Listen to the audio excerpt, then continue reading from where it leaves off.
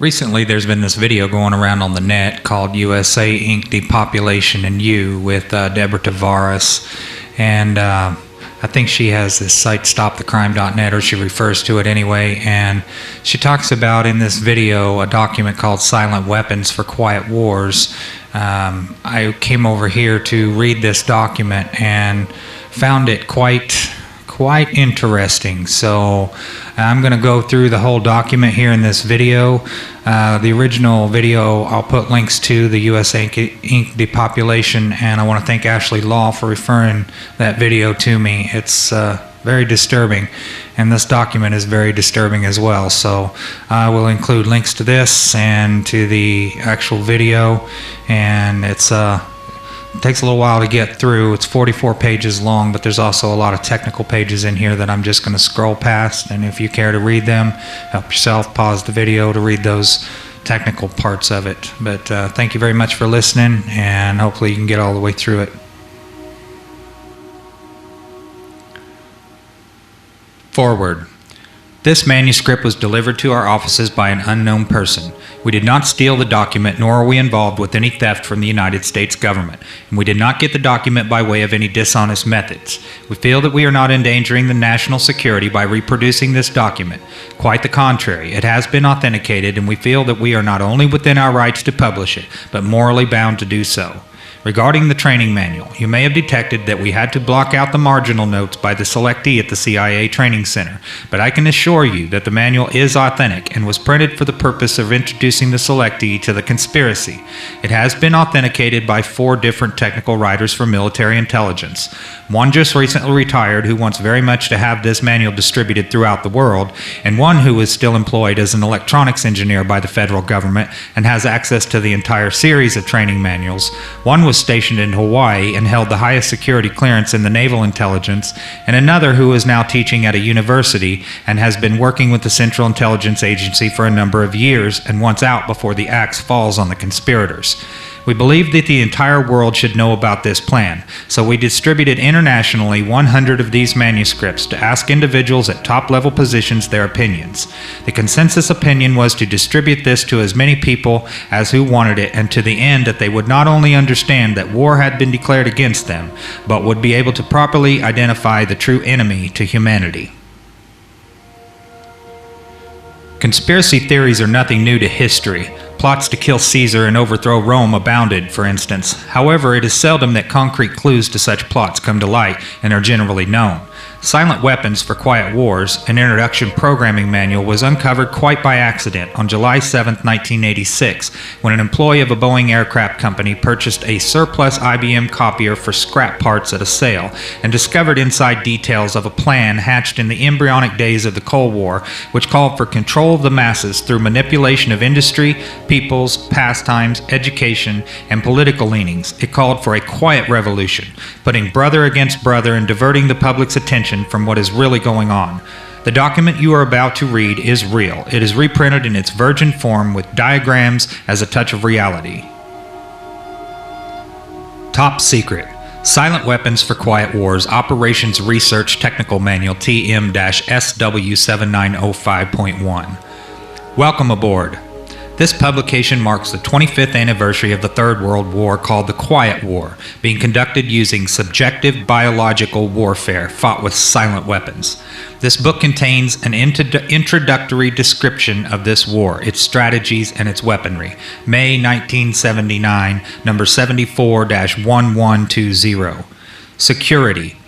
It is patently impossible to discuss social engineering or the automation of a society, i.e. the engineering of a social automation system's silence weapons, on a national or worldwide scale without implying extensive objectives of social control and destruction of human life, i.e. slavery and genocide. This manual is in itself an analog declaration of intent. Such a writing must be secured from public scrutiny, otherwise it might be recognized as a technically formal declaration of domestic war.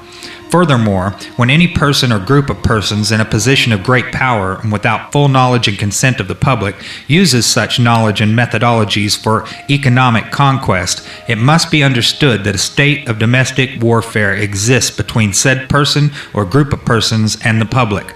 The solution of today's problems requires an approach which is ruthlessly candid, with no agonizing over religious, moral, or cultural values. You have qualified for this project because of your ability to look at human society with cold objectivity and yet analyze and discuss your observations and conclusions with others of similar intellectual capacity without the loss of discretion or humility. Such virtues are exercised in your own best interest. Do not deviate from them. Historical introduction. Silent weapon technology has evolved from operational research, a strategic and tactical methodology developed under the military management in England during World War II. The original purpose of operations research was to study the strategic and tactical problems of air and land defense with the objective of effective use of limited military resources against foreign enemies, i.e. logistics. It was soon recognized by those in positions of power that the same methods might be useful for totally controlling a society, but better tools were necessary. Social engineering, the analysis and automation of a society, requires the correlation of great amounts of constantly changing economic information, or data. So a high-speed, computerized data processing system was necessary, which could race ahead of the society and predict when society would arrive for capitulation. Relay computers were too slow, but the electronic computer invented in 1946 by J. Presper Eckert and John W. Malky filled the bill. The next breakthrough was the development of the simplex method of linear programming in 1947 by the mathematician George B. Dantzig. Then in 1948, the transistor, invented by J. Bardeen, W. H. Brayton, and W. Shockley, promised great expansion of the computer field by reducing space and power requirements. With these three inventions under their direction, those in positions of power strongly suspected that it was possible for them to control the whole world with the push of a button. Immediately, the Rockefeller Foundation got in on the ground floor by making a 4-year grant to Harvard College, funding the Harvard Economic Research Project for the study of the structure of the American economy. 1 year later, in 1949, the United States Air Force joined in. In 1952, the grant period terminated, and a high-level meeting of the elite was held to determine the next phase of social operations research. The Harvard Project had been very fruitful, as is borne out by the publication of some of its results in 1953, suggesting the feasibility of economic social engineering. Studies in the Structure of the American Economy, copyright 1953 by Wassily Leontief, International Science Press, Inc., White Plains, New York. Engineered in the last half of the decade of the 1940s, the new quiet war machine stood, so to speak, in sparkling gold-plated hardware on the showroom floor by 1954. With the creation of the Maser in 1954, the promise of unlocking unlimited sources of fusion atomic energy from the heavy hydrogen and seawater and the consequent availability of unlimited social power was a possibility only decades away. The combination was irresistible. The Quiet War was quietly declared by the international elite at a meeting held in 1954. Although the silent weapon system was nearly exposed 13 years later, the evolution of the new weapon system has never suffered any major setbacks. This volume marks the 25th anniversary of the beginning of the Quiet War. Already this domestic war has had as many victories on many fronts throughout the world. Political introduction. In 1954, it was well recognized by those in positions of authority that it was only a matter of time, only a few decades, before the general public would be able to grasp and upset the cradle of power. For the very elements on the new silent weapon technology were as accessible for a public utopia as they were for providing a private utopia. The issue of primary concern, that of dominance, revolved around the subject of energy sciences. Energy is recognized as the key to all activity on Earth. Natural science is the study of the sources and control of natural energy, and social science, theoretically expressed as economics, is the study of the sources and control of social energy. Both are bookkeeping systems, mathematics. Therefore, mathematics is the primary energy science, and the bookkeeper can be king if the public can be kept ignorant of the methodology of the bookkeeping. All science is merely a means to an end. The means is knowledge, the end is control. Beyond this remains only one issue: who will be the beneficiary? In 1954, this was the issue of primary concern. Although the so-called moral issues were raised in view of the law of natural selection, it was agreed that a nation or world of people who will not use their intelligence are no better than animals who do not have intelligence. Such people are beasts of burden and stakes on the table by choice and consent. Consequently, in the interest of future world order, peace, and tranquility, it was decided to privately wage a quiet war against the American public with an ultimate objective of permanently shifting the natural and social energy, wealth of the undisciplined and irresponsible many into the hands of the self-disciplined, responsible, and worthy few. In order to implement this objective, it was necessary to create, secure, and apply new weapons which, as it turned out, were a class of weapons so subtle and sophisticated in their principle of operation and public appearance as to earn for themselves the name silent weapons. In conclusion, the objective of economic research as conducted by the magnates of capital, banking, and the industries of commodities or goods and services is the establishment of an economy which is totally predictable and manipulatable.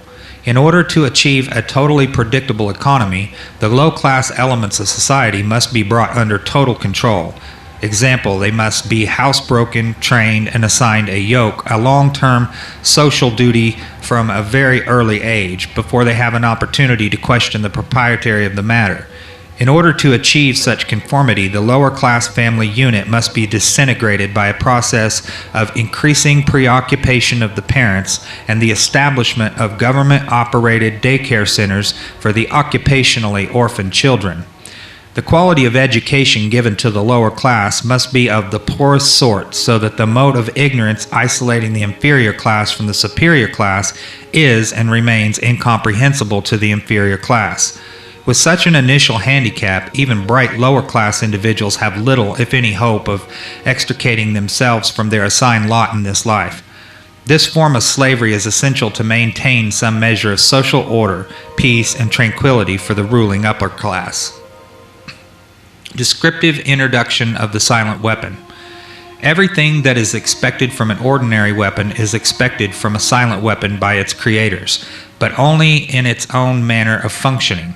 It shoots situations instead of bullets, propelled by data processing instead of chemical reaction or explosion, originating from bits of data instead of grains of gunpowder from a computer instead of a gun, operated by a computer programmer instead of a marksman, under the orders of a banking magnate instead of a military general. It makes no obvious explosive noises, causes no obvious physical or mental injuries, and does not obviously interfere with anyone's daily social life, yet it makes an unmistakable noise, causes unmistakable physical and mental damage, and unmistakably interferes with the daily social life. Example, unmistakable to a trained observer, that is, one who knows what to look for. The public cannot comprehend this weapon, and therefore cannot believe that they are being attacked and subdued by a weapon. The public might instinctively feel that something is wrong, but that is because of the technical nature of the silent weapon. They cannot express their feelings in a rational way or handle the problem with intelligence. Therefore, they don't know how to cry for help and don't know how to associate with others to defend themselves against it. When a silent weapon is applied gradually, the public adjusts or adapts to its presence and learns to tolerate its encroachment on their lives until the pressure, psychologically via economic, becomes too great and they crack up. Therefore, the silent weapon is a type of biological warfare. It attacks the vitality, options, and mobility of the individuals of society by knowing, understanding, manipulating, and attacking their sources of natural and social energy and their physical, mental, and emotional strengths and weaknesses.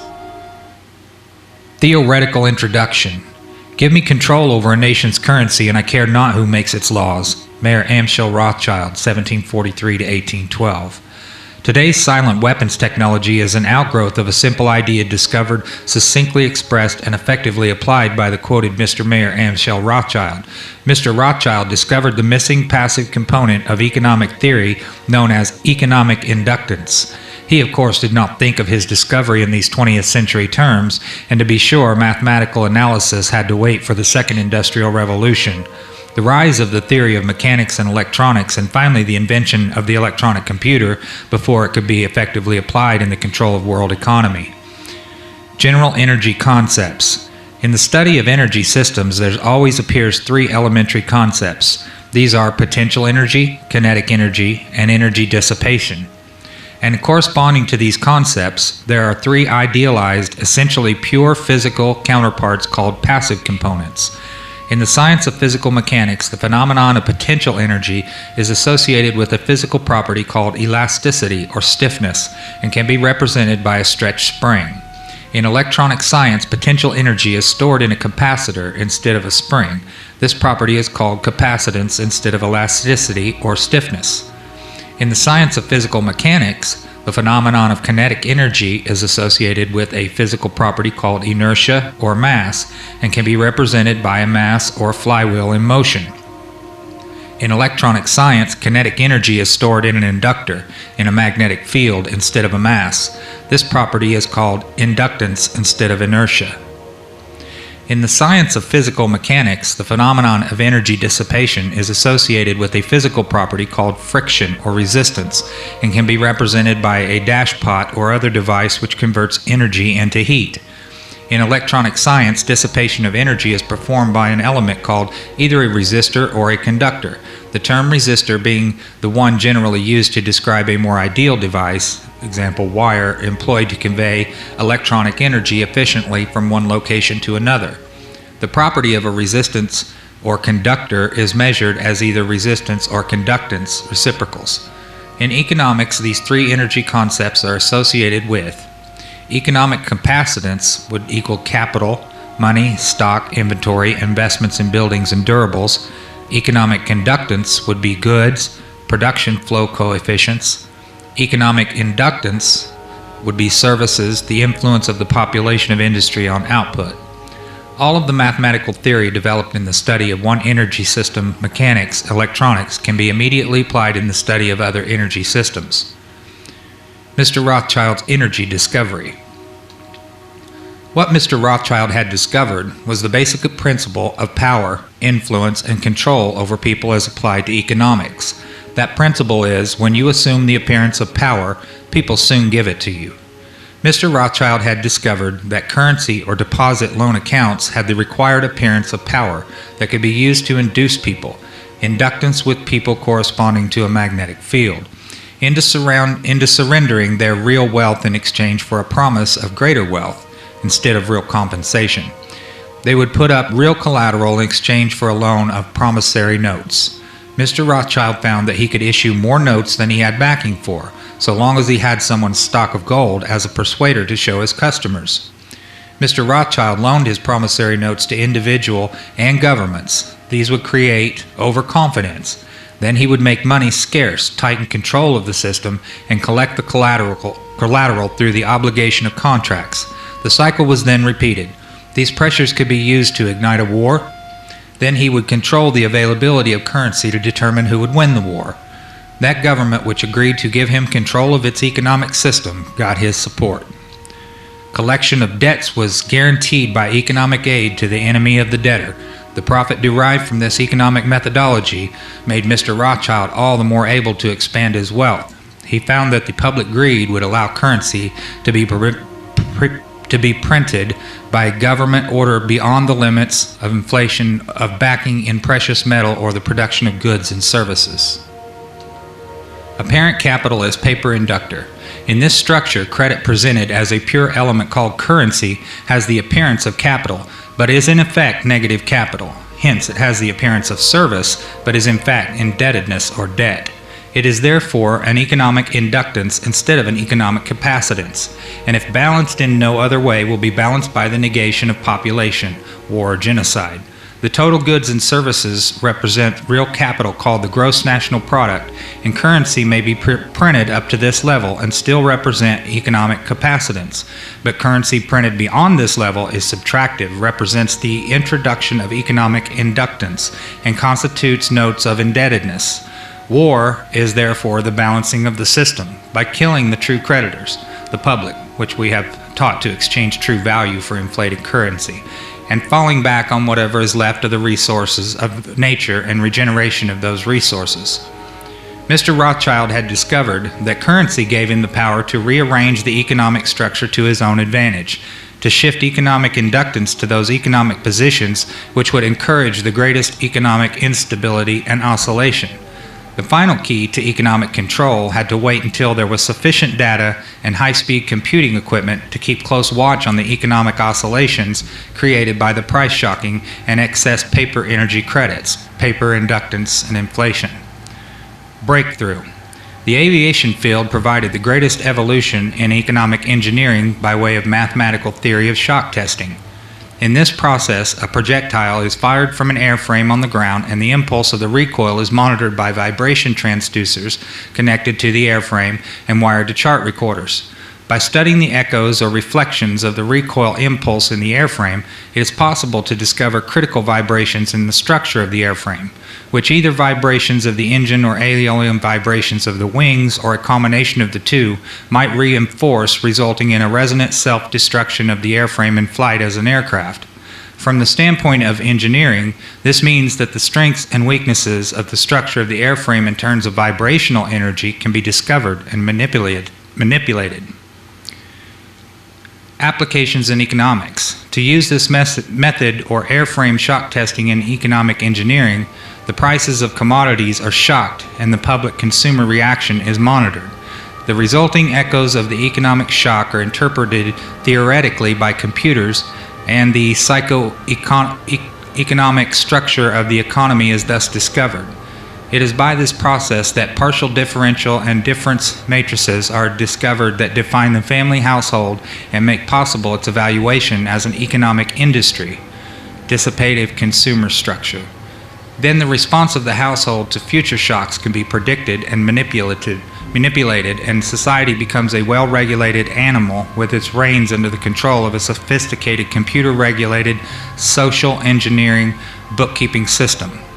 Eventually, every individual element of the structure comes under computer control through a knowledge of personal preferences. Such knowledge, guaranteed by computer association of consumer preferences, UPC codes, zebra stripe pricing codes on packages with identified consumers, identified via association with the use of a credit card and later a permanent tattooed body number invisible under the normal ambient illumination. Summary. Economics is only a social extension of a natural energy system. It also has its three passive components. Because of the distribution of wealth and the lack of communication and lack of data, this field has been the last energy field for which a knowledge of these three passive components has been developed. Since energy is the key to all activity on the face of the earth, it follows that in order to attain a monopoly of energy, raw materials, goods, and services, and to establish a world system of slave labor, it is necessary to have a first-strike capability in the field of economics. In order to maintain our position, it is necessary that we have absolute first knowledge of the science of control over all economic factors and the first experience at engineering the world economy. In order to achieve such sovereignty, we must at least achieve this one end, that the public will not make either the logical or mathematical connection between economics and the other energy sciences, or learn to apply such knowledge. This is becoming increasingly difficult to control, because more and more businesses are making demands upon their computer programmers to create and apply mathematical models for the management of those businesses. It is only a matter of time before the new breed of private programmer economists will catch on to the far-reaching implications of the work begun at Harvard in 1948. The speed which they can communicate their warning to the public will largely depend upon how effective we have been at controlling the media, subverting education, and keeping the public distracted with matters of no real importance. The economic model. Economics as a social energy science has as a first objective the description of the complex way in which any given unit of resource is used to satisfy some economic want. Leontief matrix. The first objective, when it is extended to get the most product from the least or limited resources, comprises that objective of general military and industrial logistics known as operations research. See simplex method of linear programming. The Harvard Economic Research Project from 1948 was an extension of World War II operations research. Its purpose was to discover the science of controlling an economy, at first the American economy and then the world economy. It was felt that with sufficient mathematical foundation and data, it would be nearly as easy to predict and control the trend of an economy as to predict and control the trajectory of a projectile. Such has proven to be the case. Moreover, the economy has been transformed into a guided missile on target. The immediate aim of the Harvard Project was to discover the economic structure, what forces change that structure, how the behavior of that structure can be predicted, and how it can be manipulated. What was needed was a well-organized knowledge of the mathematical structures and interrelationships of investment, production, distribution, and consumption. To make a short story of it all, it was discovered that an economy obeyed the same laws as electricity, and that all of the mathematical theory and practical and computer know-how developed for the electronic field could be directly applied in the study of economics. This discovery was not openly declared, and its more subtle implications were and are kept a close guarded secret. For example, that in an economic model, human life is measured in dollars, and that the electric spark generated when opening a switch connected to an active inductor is mathematically analogous to the initiation of war. The greatest hurdle which theoretical economists faced was the accurate description of the household as an industry. This is a challenge because consumer purchases are a matter of choice, which in turn is influenced by income, price, and other economic factors. This hurdle was cleared in an indirect and statistically approximate way by an application of shock testing to determine the current characteristics called current technical coefficients of household industry. Finally, because problems in theoretical electronics can be translated very easily into problems of theoretical electronics, and the solution translated back again, it follows that only a book of language translation and concept definition needed to be written for economics. The remainder could be gotten from standard works on mathematics and electronics. This makes the publication of books on advanced economics unnecessary and greatly simplifies project security. This section of the document presents many industrial diagrams, so I'm just going to scroll through these, and you can pause the video if there's anything that you care to read in this section.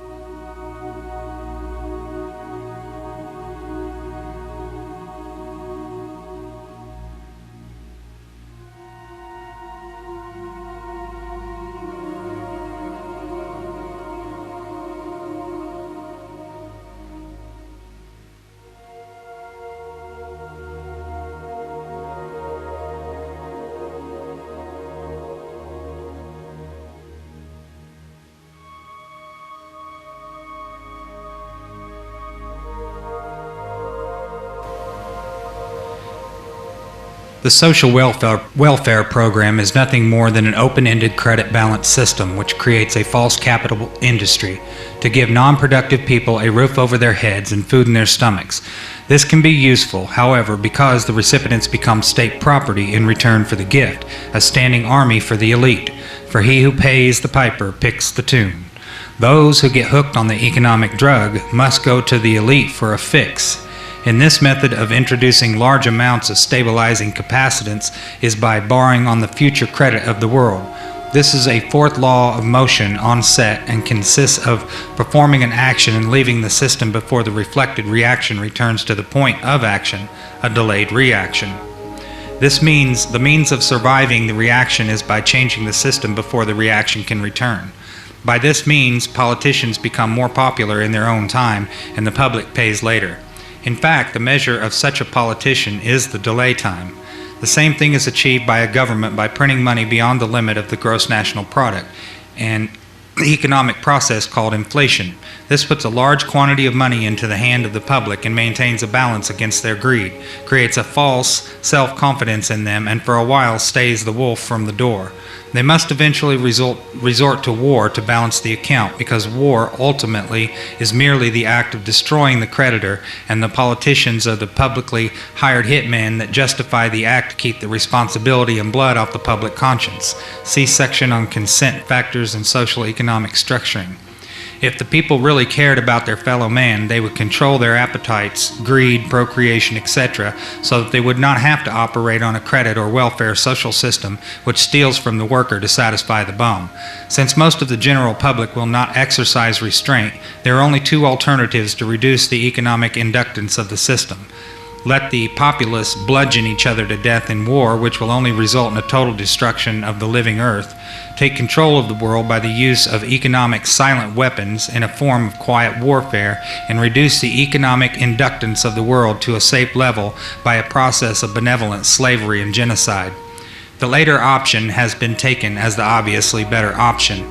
At this point, it should be crystal clear to the reader why absolute secrecy about these silent weapons is necessary. The general public refuses to improve its own mentality and its faith in its fellow man. It has become a herd of proliferating barbarians and, so to speak, a blight upon the face of the earth. They do not care enough about economic science to learn why they have not been able to avoid war despite religious morality, and their religious or self-gratifying refusal to deal with earthly problems renders the solution of the earthly problem unreachable to them. It is left to those few who are truly willing to think and survive as the fittest to survive, to solve the problem for themselves as the few who really care. Otherwise, exposure of the silent weapon would destroy our only hope of preserving the seed of the future true humanity.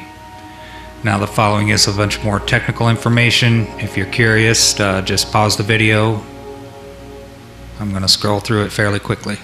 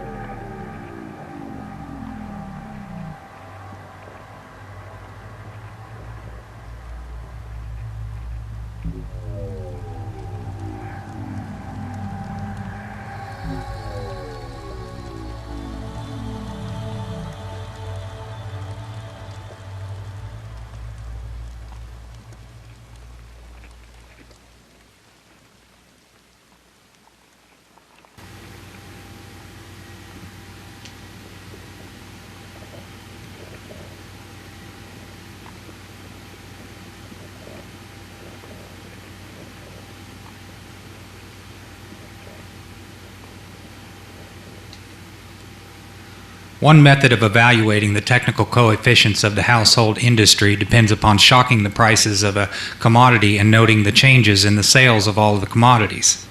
Economic shock testing. In recent times, the application of operations research to the study of public economy has been obvious for anyone who understands the principles of shock testing. In shock testing of an aircraft airframe, the recoil impulse of firing a gun mounted on that aircraft airframe causes shock waves in that structure, which tell aviation engineers the conditions under which some parts of the airplane or the whole airplane or its wings will start to vibrate or flutter like a guitar string, a flute reed, or a tuning fork and disintegrate or fall apart in flight. Economic engineers achieve the same result in studying the behavior of the economy and the consumer publicly by carefully selecting a staple commodity such as beef, coffee, gasoline, or sugar, and then causing a sudden change or shock in its price or availability, thus kicking everybody's budget and buying habits out of shape. They then observe the shock waves which result by monitoring the changes in advertising, prices, and sales of that and other commodities.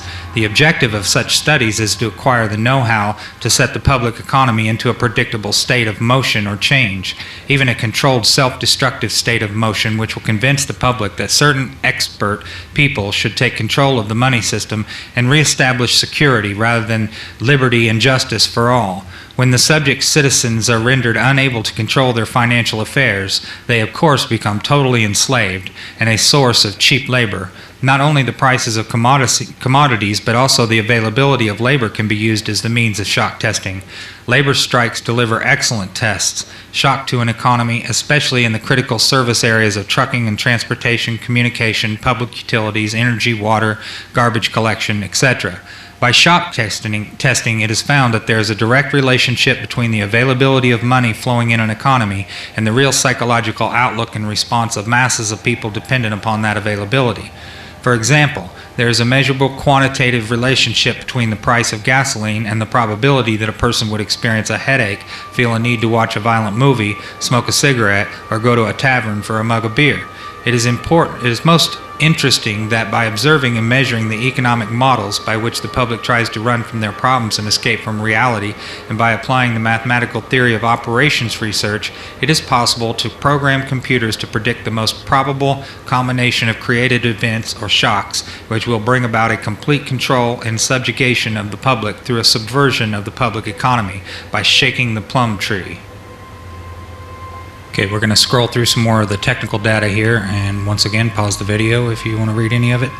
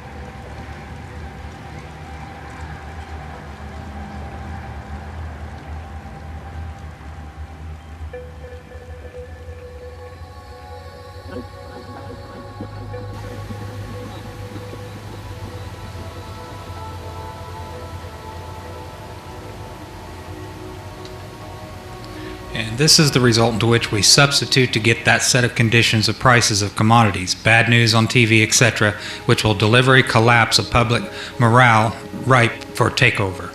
Once the economic price and sales coefficients are determined, they may be translated into technical supply and demand coefficients. Shock testing of a given commodity is then repeated to get the time rate of change of these technical coefficients. Introduction to economic amplifiers. Economic amplifiers are the active components of economic engineering. The basic characteristics of any amplifier, mechanical, electrical, or economic, is that it receives an input control signal and delivers energy from an independent energy source to a specified output terminal in a predictable relationship to that input control signal. The simplest form of an economic amplifier is a device called advertising.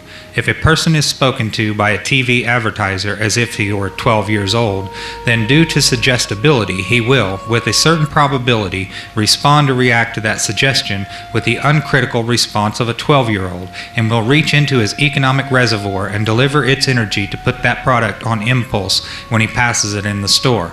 An economic amplifier may have several inputs and output. Its response might be instantaneous or delayed. Its circuit symbol might be a rotary switch if its options are exclusive, qualitative, go or no-go, or it might have its parametric input-output relationships specified by a matrix with internal energy sources represented. Whatever its form might be, its purpose is to govern the flow of energy from a source to an output sink in direct relationship to an input control signal. For this reason, it is called an active circuit element or component. Economic amplifiers fall into classes called strategies, and in comparison with electronic amplifiers, the specific internal functions of an economic amplifier are called logistical instead of electrical. Therefore, economic amplifiers not only deliver power gain, but also, in effect, are used to cause changes in the economic circuitry.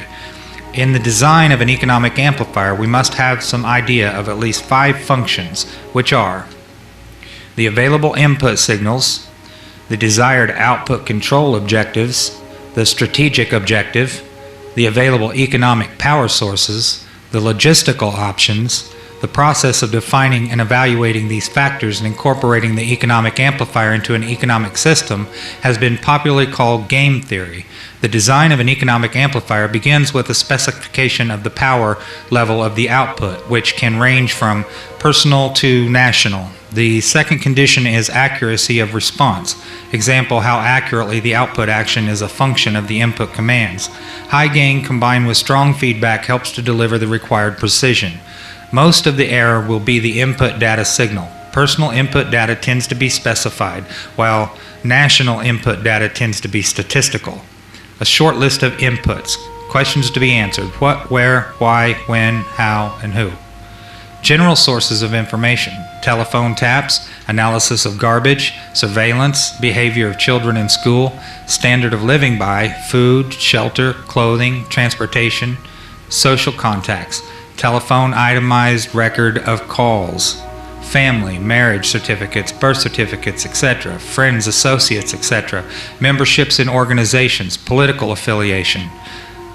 The personal paper trail, personal buying habits, personal consumer preferences, checking accounts, credit card purchases, tagged credit card purchases, the credit card purchase of products bearing the UPC code, assets, checking accounts, savings accounts, real estate, business, automobile, safety deposit at the bank, stock market, liabilities, creditors, enemies, loans, government sources, welfare, Social Security, USDA, surplus food, doles, grants, subsidies,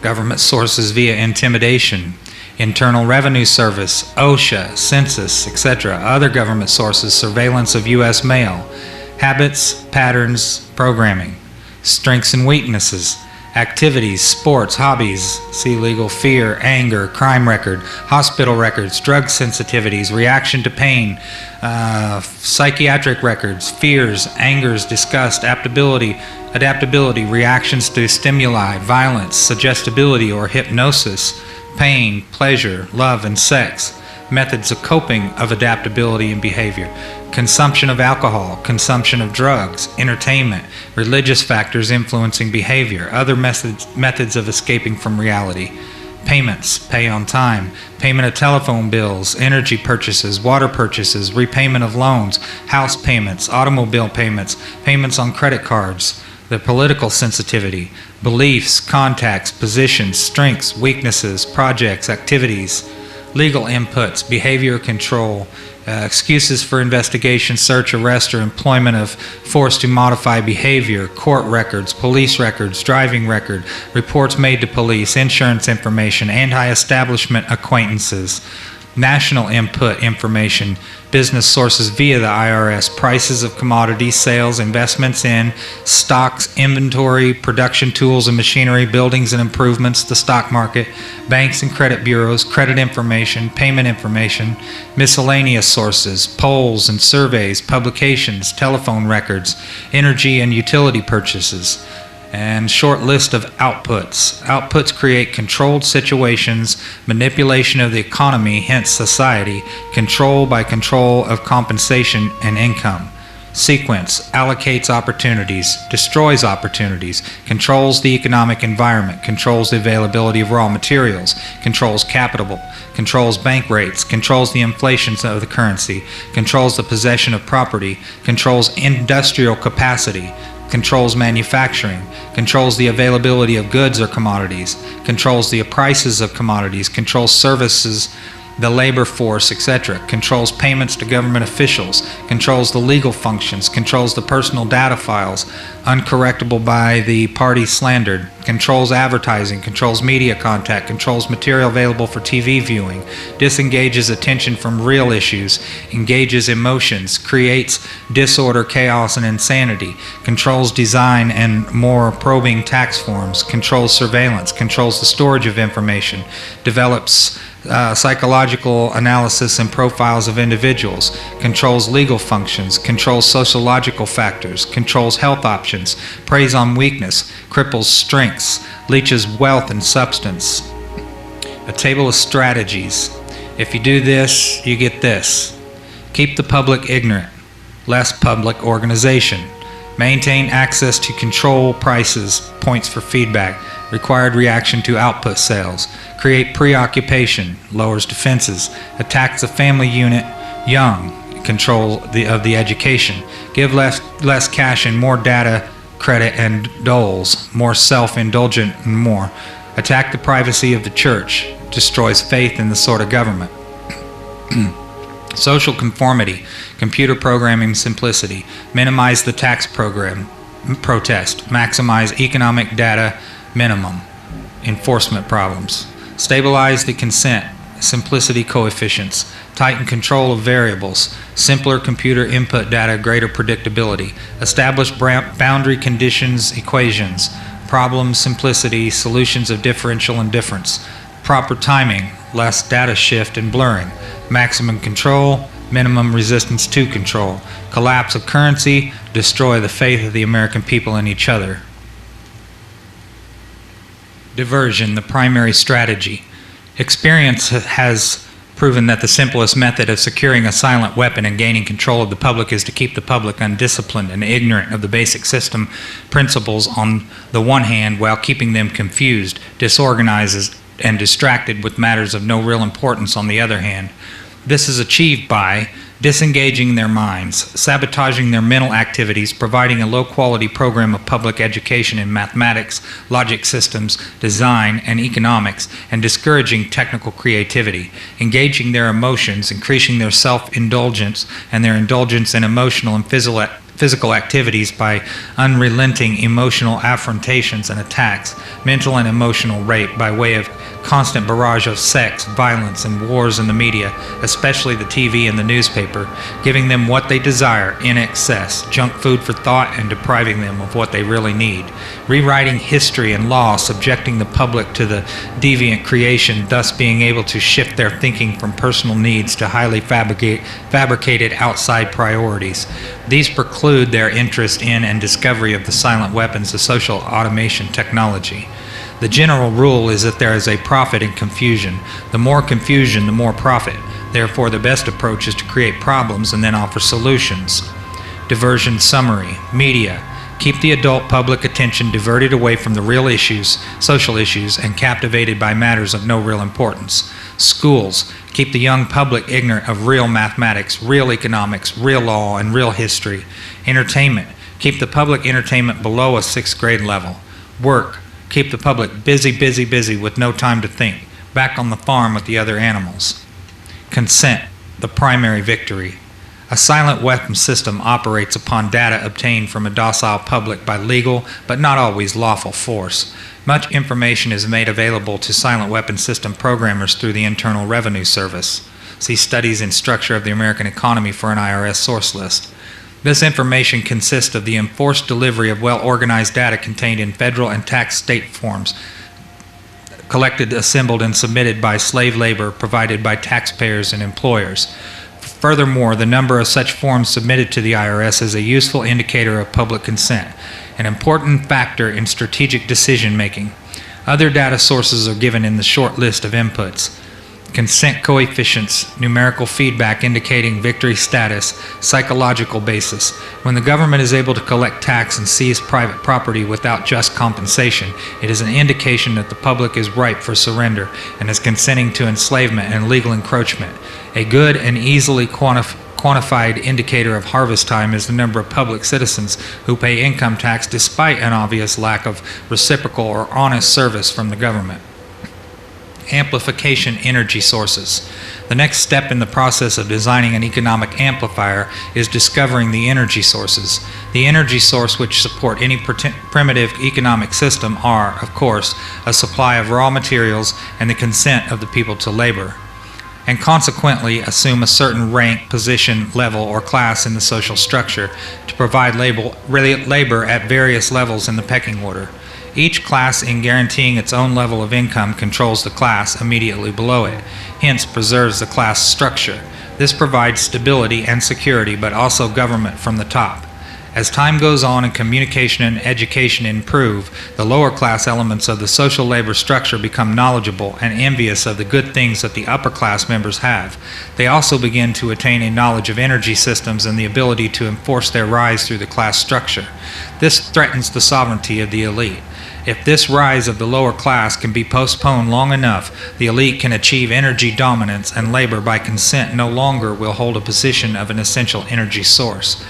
Until such energy dominance is absolutely established, the consent of people to labor and let others handle their affairs must be taken into consideration, since failure to do so could cause the people to interfere in the final transfer of energy sources to the control of the elite. It is essential to recognize that at this time, public consent is still an essential key to the release of energy in the process of economic amplification. Therefore, the consent as energy release mechanism will now be considered. Logistics. The successful application of a strategy requires a careful study of inputs, outputs, the strategy connecting the inputs and outputs, and the available energy sources to fuel the strategy.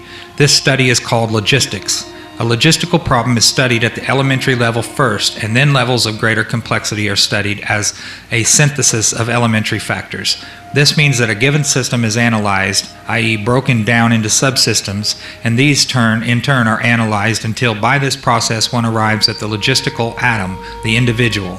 This is where the process of synthesis properly begins at the time of birth of the individual.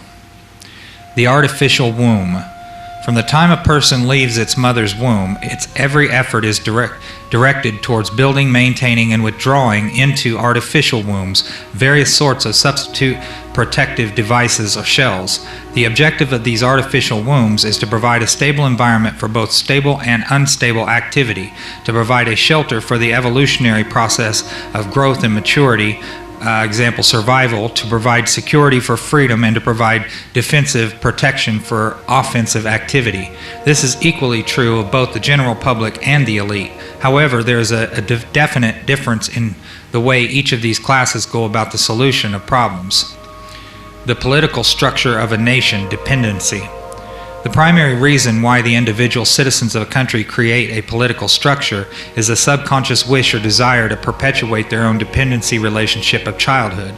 Simply put, they want a human god to eliminate all risks from their life, pat them on the head and kiss their bruises, put a chicken on every dinner table, clothe their bodies, tuck them into bed at night, and tell them that everything will be all right when they wake up in the morning. This public demand is incredible, so the human god, the politician, meets incredibility with incredibility by promising the world and delivering nothing. So who is the bigger liar, the public or the godfather? This public behavior is surrender born of fear, laziness, and expediency. It is the basis of the welfare state as a strategic weapon useful against a disgusting public. Action, offense. Most people want to be able to subdue and or kill other human beings which disturb their daily lives, but they do not want to have to cope with the moral and religious issues which such an overt act on their part might raise. Therefore, they assign the dirty work to others, including their own children, so as to keep the blood off their hands. They rave about the humane treatment of animals and then sit down to a delicious hamburger from a whitewashed slaughterhouse down the street and out of sight. But even more hypocritical, they pay taxes to finance a professional association of hitmen collectively called politicians and then complain about corruption in government. Responsibility. Again, most people want to be free to do things, to explore, etc., but they're afraid to fail. The fear of failure is manifested in irresponsibility, and especially in delegating those personal responsibilities to others where success is uncertain or carries possible or created liabilities, which the person is not prepared to accept. They want authority, root word author, but they will not accept responsibility or liability, so they hire politicians to face reality for them. Summary. The people hire the politicians so that the people can obtain security without managing it, obtain action without thinking about it, inflict theft, injury, and death upon others without having to contemplate either life or death, avoid responsibility for their own intentions, obtain the benefits of reality and science without exerting themselves in the discipline of facing or learning either of these things. They give the politicians the power to create and manage a war machine, to provide for the survival of the nation or womb, prevent encroachment of anything upon the nation or womb, destroy the enemy who threatens the nation or womb, destroy those citizens of their country who do not conform for the sake of stability of the nation or womb. Politicians hold many quasi-military jobs, the lowest being the police, which are soldiers, the attorneys, and CPAs next, who are spies and saboteurs, licensed, and the judges, who shout out orders and run the closed union military shop for whatever the market will bear. The generals are industrialists. The presidential level of commander-in-chief is shared by the international bankers. The people know that they have created this farce and financed it with their own taxes, given consent, but they would rather knuckle under than be the hypocrite. Thus, a nation becomes divided into two very distinct parts: a docile subnation, a great silent majority, and a political subnation. The political subnation remains attached to the docile subnation, tolerates it, and leaches its substance until it grows strong enough to detach itself and then devour its parent. System analysis. In order to make meaningful computerized economic decisions about war, the primary economic flywheel, it is necessary to assign concrete logistical values to each element of the war structure, personal and material alike. This process begins with a clear and candid description of the subsystems of such a structure. The draft as a military service. Few efforts of human behavior modification are more remarkable or more effective than that of the socio-military institution known as the draft. A primary purpose of a draft or other such institution is to instill by intimidation in the young males of a society the uncritical conviction that the government is omnipotent. He is soon taught that a prayer is slow to reverse what a bullet can do in an instance. Thus, a man trained in a religious environment for 18 years of his life can, by this instrument of the government, be broken down, be purged of his fantasies and delusions in a matter of mere months. Once that conviction is instilled, all else becomes easy to instill. Even more interesting is the process by which a young man's parents, who perpetually love him, can be induced to send him off to war for his death. Although the scope of this work will not allow this matter to be expanded in full detail, nevertheless a coarse overview will be possible and can serve to reveal those factors which must be included in some numerical form in a computer analysis of social and war systems. We begin with a tentative definition of the draft. The draft, or selective service, is an institution of compulsory collective sacrifice and slavery devised by the middle-aged and elderly for the purpose of pressing the young into doing the public dirty work. It further serves to make the youth as guilty as the elders, thus making criticism of the elders by the youth less likely. Generational stabilizer. It is marketed and sold to the public under the label of patriotic national service. Once a candid economic definition of the draft is achieved, that definition is used to outline the boundaries of a structure called a human value system, which in turn is translated into the terms of game theory. The value of such a slave laborer is given the table of a human value, a table broken down into categories by intellect, experience, post-service, job demand, etc. Some of these categories are ordinary and can be tentatively evaluated in terms of the value of certain jobs for which a known fee exists. Some jobs are harder to value because they are unique to the demands of social subversion. For an extreme example, the value of a mother's instruction to her daughter, causing that daughter to put certain behavioral demands upon a future husband 10 or 15 years hence. Thus, by suppressing his resistance to a perversion of a government, making it easier for a banking cartel to buy the state of New York in, say, 20 years. Such a problem leans heavily upon the observations and data of wartime espionage and many types of psychological testing. But crude mathematical models, algorithms, can be devised if not to predict, at least to predeterminate these events with maximum certainty. What does not exist by natural cooperation is thus enhanced by calculated compulsion. Human beings are machines, levers which may be grasped and turned, and there is little real difference between the automating of a society and automating a shoe factory. These derived values are variable. It is necessary to use a current table of human values for computer analysis. These values are given in true measures rather than U.S. dollars, since the latter is unstable, being presently inflated beyond the production of national goods and services so as to give the economy a false kinetic energy, paper inductance. The silver value is stable, it being possible to buy the same amount with a gram of silver today as it could be bought in 1920. Human value measured in silver units changes slightly due to the change in production technology. Enforcement. Factor 1. As in every social system approach, stability is achieved only by understanding and accounting for human nature, action-reaction patterns. A failure to do so can be, and usually is, disastrous. As in other human social schemes, one form or another of intimidation or incentive is essential to the success of the draft. Physical principles of action and reaction must be applied to both internal and external subsystems. To secure the draft, individual brainwashing or programming of both the family unit and the peer group must be engaged and brought under control. Factor 2. Father. The man of the household must be housebroken to ensure that Junior will grow up with the right social training and attitudes. The advertising, media, etc. are engaged to see to it that father-to-be is pussy-whipped before or by the time he is married. He is taught that either he conforms to the social notch cut out for him, or his sex life will be hobbled and his tender companionship will be zero. He is made to see that women demand security more than logical, principled, or honorable behavior. By the time his son must go to war, father, with jelly for a backbone, will slam a gun into Junior's hand before father will risk the censor of his peers, or make a hypocrite of himself by crossing the investment he has in his own personal opinion or self-esteem. Junior will go off to war, or father will be embarrassed, so Junior will go to war, the true purpose notwithstanding. Factor 3. Mother. The female element of human society is ruled by emotion first and logic second. In the battle between logic and imagination, imagination always wins. Fantasy prevails, maternal instinct dominates, so that the child comes first and the future comes second. A woman with a newborn baby is too starry-eyed to see a wealthy man's cannon fodder or a cheap source of slave labor. A woman must, however, be conditioned to accept the transition to reality when it comes, or sooner. As the transition becomes more difficult to manage, the family unit must be carefully disintegrated, and state-controlled public education and state-operated child care centers must become more common and legally enforced so as to begin the detachment of the child from the mother and father at an earlier age.